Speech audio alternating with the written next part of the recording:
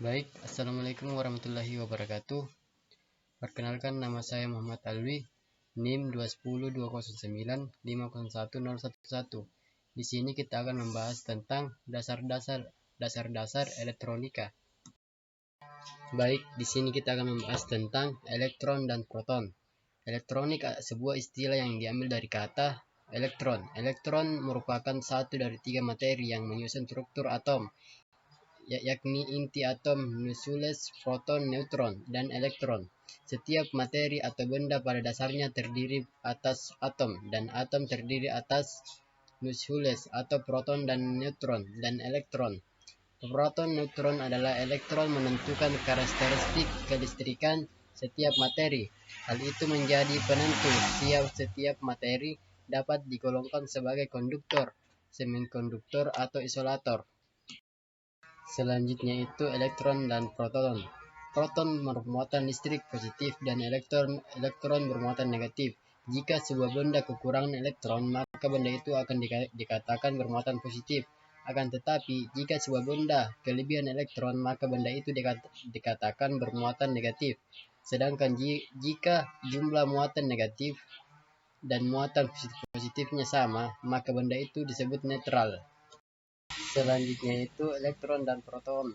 Dalam sebuah atom, proton merupakan inti atom atau nukleus, dan elektron mengorbit di sekelilingnya. Akibat elektron mudah bergerak, sedangkan proton yang merupakan inti sulit bergerak. Elektron bergerak dari potensial rendah ke potensial tinggi, dan beginilah contohnya yang ada di bawah. Selanjutnya itu arus listrik dan muatan listrik. Kata arus berarti aliran atau gerakan. Arus listrik mirip dapat dianalogikan sebagai aliran listrik. Arus listrik. Yang pertama itu arus listrik mengalir melalui rangkaian kabel listrik. Yang kedua, baterai menghasilkan tekanan listrik disebut gaya gerak listrik atau tegangan listrik yang memaksa muatan listrik yang bergerak atau arus listrik mengitari suatu rangkaian listrik. Arus listrik yang mengalir mampu melakukan usaha untuk memutarkan motor listrik. Yang terakhir itu listrik mengalir dari potensial tinggi ke potensial rendah. Selanjutnya itu adalah muatan listrik. Arus listrik akan mengalir pada saat suatu rangkaian membentuk loop tertutup dan ada beban listrik, misalnya lampu atau pemanas, dan tertutup dengan sumber listriknya. Rangkaian tertutup berarti rangkaian yang seluruh bagiannya atau beban penghantar saklar terhubung dengan sumber listrik. Alat-alat tertentu seperti baterai mampu menyimpan muatan listrik dan mengalirkannya. Muatan listrik mengandung pengertian bahwa kemampuan alat untuk menyimpan atau membuang arus listrik selama waktu tertentu. Next, yaitu tegangan listrik. Tegangan listrik adalah suatu benda potensial antara dua titik yang mempunyai perbedaan jumlah muatan. Tegangan listrik juga sering dianggap sebagai gaya mendorong yang menyebabkan perpindahan elektron dari titik yang satu ke titik yang lain melalui perantara konduktor, di mana semakin besar tegangan yang diberikan, maka semakin kuat pula dorongan yang dilakukan oleh elektron di dalam suatu rangkaian listrik. Selanjutnya itu adalah tegangan listrik. Muatan listrik dapat dianalogikan sebagai air di dalam sebuah tangki air, sedangkan tegangan listrik dapat kita analogikan sebagai tekanan air pada sebuah tangki air. Makin tinggi letak tangki air itu, maka makin besar pula tekanannya. Jika keran dibuka, maka air mulai bergerak dalam pipa dan kecepatan mengalirnya berhubungan erat dengan tekanan air pada tangki air di atas menara. Demikian juga dengan tegangan listrik. Semakin tinggi tegangan listriknya, maka semakin besar energi potensial yang dikarenakan semakin banyak elektron yang dilepaskan.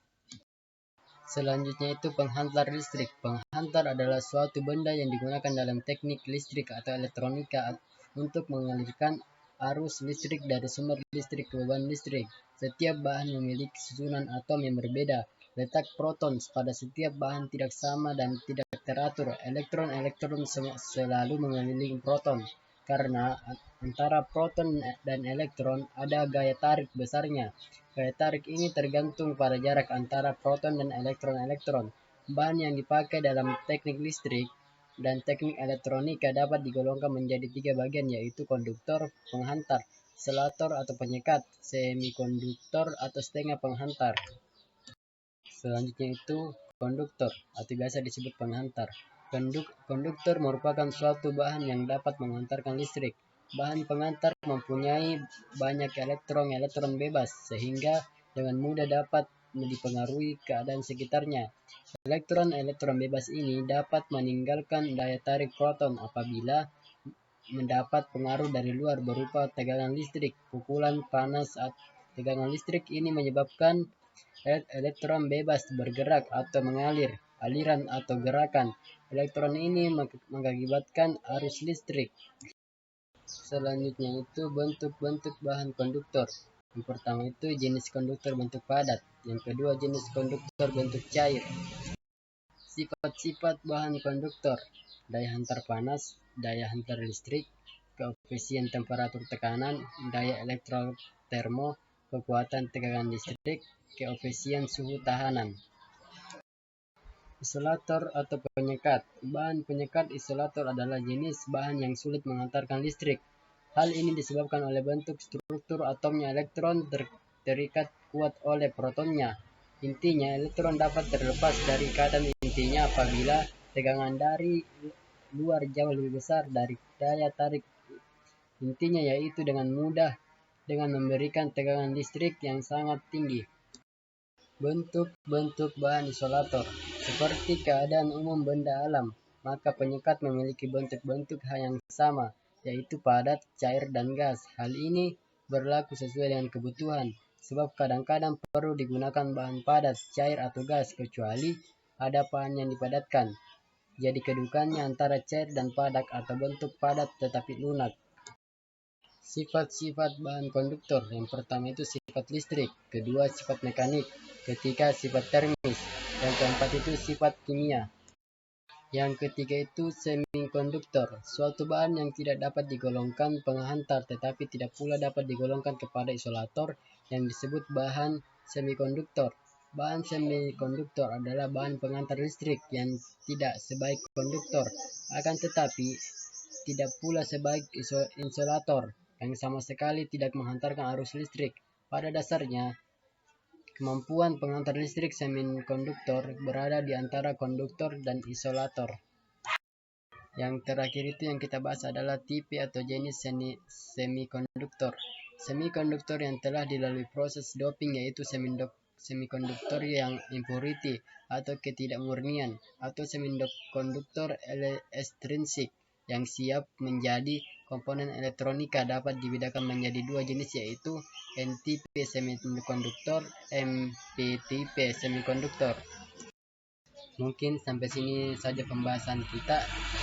Sekian dari saya. Assalamualaikum warahmatullahi wabarakatuh.